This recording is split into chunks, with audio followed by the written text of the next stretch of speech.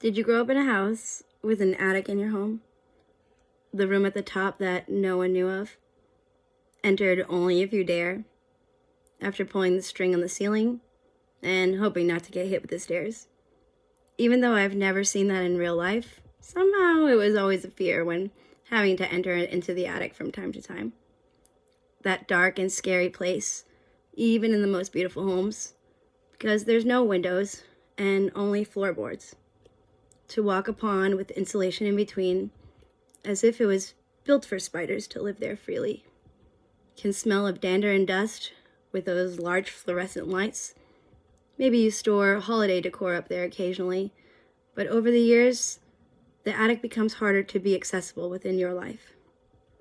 Like the older you get, the harder and scarier it becomes to climb.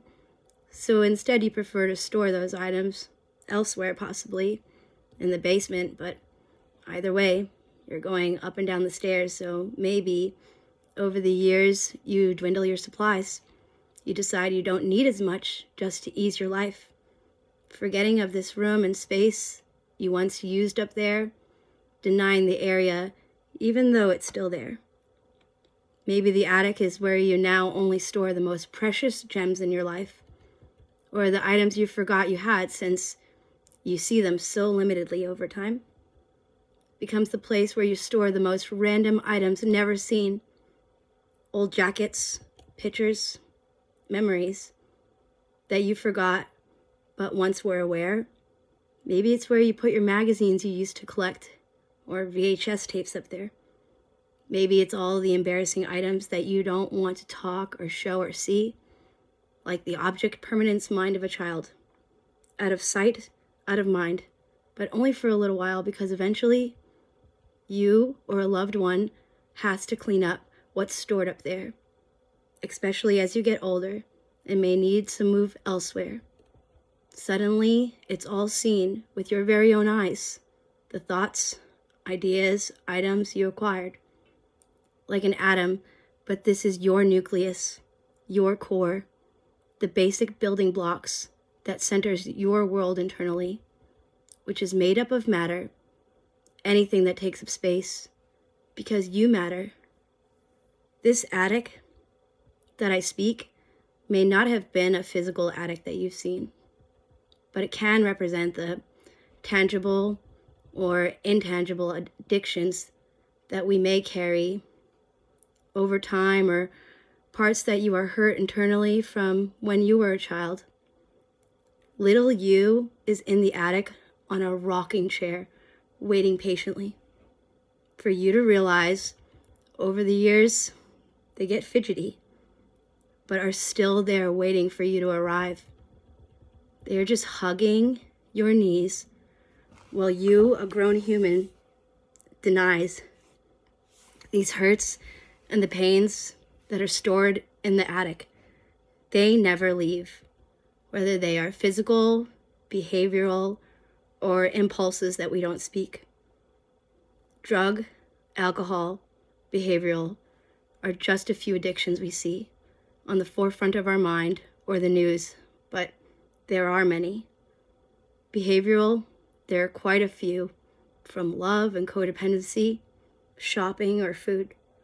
The internet, which I believe in this day and age, we all have seen in our lives, and if it's not you, it may be the person that's by your side. There's gambling, sex, exercise, work. They all fall under the same category, the same attic root of addictions. It's the buried things we choose to do ultimately, instead of acknowledging the truths and the facts within these realities. As we do them over and over again, day to day, but stuff all these troubles in one of those large storage bins for stowaway, while we lie and we pry and we pretend not to see the addictions that we carry within our attic. Some may not be easy to see, such as the person at the gym for hours who refuses to leave after 2 or 3, the ones being shady that are walking on the streets that look as though they are waiting for something, perhaps their next fix to continue the cycle in life. The ones who can't go a day without drinking, day or night. Every day is an occasion or a holiday for them to even pour a glass of wine, no matter the beginning or end of the week or the time. The ones addicted to pot, who claim there is no addiction, I don't believe, as you morph your life to only spend time with those who smoke a doobie or a joint with you, while you deny and say, it's just a plant, a leaf, which is fine, but overindulgence is almost the same as the person who cooks cocaine and makes crack with a flame, but we make the excuse. And we buy gummies, dabs, and a blowtorch like it's a normal part of living this way in society, and all of it with THC too. We do these things over again. Some addictions can't even be seen with the naked eye unless you are a fly on the wall who entered, or the spider, I should say, who lives in the attic, who peeks through the peephole of life and sees the ones with porn addictions as they get off multiple times within a day to do what's so accessible and free. The person who works night and day, who claims they have to for their job, but in reality, they don't have the ability to set that boundary. They do anything else as they are addicted to the mighty dollar inevitably. But how can one stay up all day and night and work without the use of something else to keep them alert, awake, continuing to do their job, aren't eating or sleeping right, trying to exude the best professional features for the office or company? So are they addicted to medications for ADD or something else that's familiar and at times accessed easily? If you know the right people who sell the products that may be called snow, ski, or nowadays Charlie, what it's referred to on the street, Charlie, Mary, Lucy, give it whatever name you want. It's all being stored in your attic, your mental home of the mindset, don't disregard this space that no one speaks. Very often easy to find others who do the same addictions, so you convince yourself that what you do is fine and dandy while you deny this reality you choose. I understand being young, dumb, and naive, but if you become cognizant, one day as you look down at your body or your hands and see as you spark the lighter and realize, holy shit, I've been doing this for more years than I've been alive on Earth School. It's time to come to terms with the truths in your attic to me. It becomes this undeniable attic habit in your face that you have to face if you don't want to continue to see or be or live life living the way that you do, numbing out your reality and basically everything you have around you.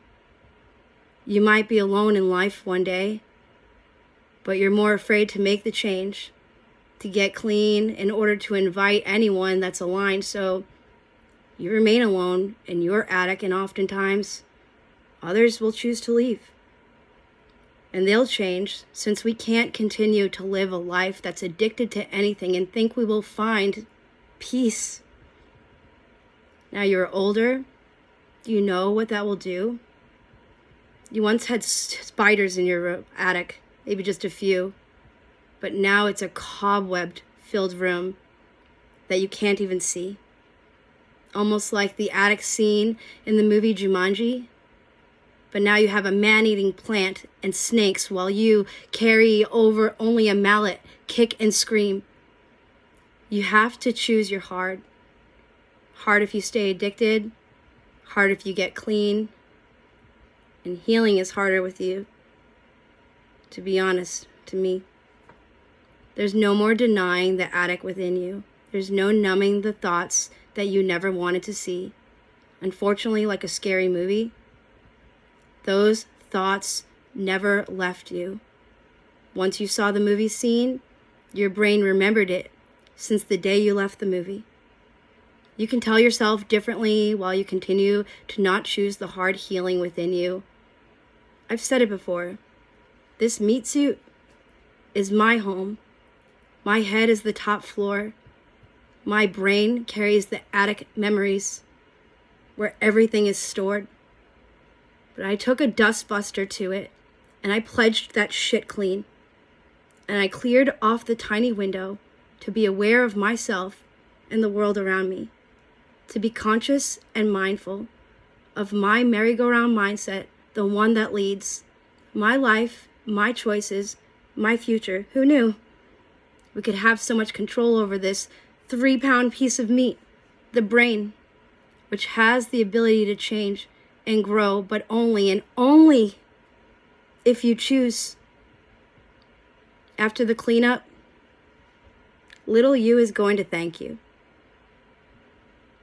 with everything that they feel inside, because they are finally free. They forgot they had this ability. So open that door, pull the string, and let the stairs down, and take a peek at your past, your life, your attic, and your history. I love you.